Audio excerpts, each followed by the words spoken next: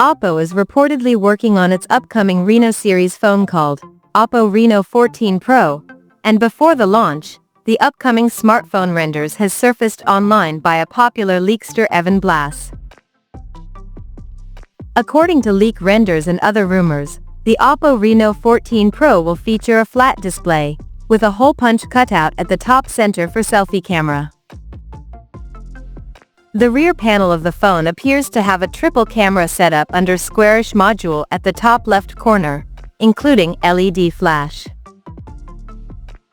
The volume rockers, along with the power button, is visible on the right edge, while at the bottom we see a speaker grill, microphone, ejectable SIM slot, and a Type-C charging port. The phone is said to support 4K video recording, and it will be IP69 certified for dust and water resistant.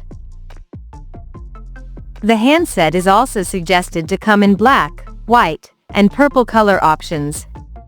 And apart from this, there is no other details of Oppo Reno 14 Pro has leaked so far. And it is expected to launch by June this year.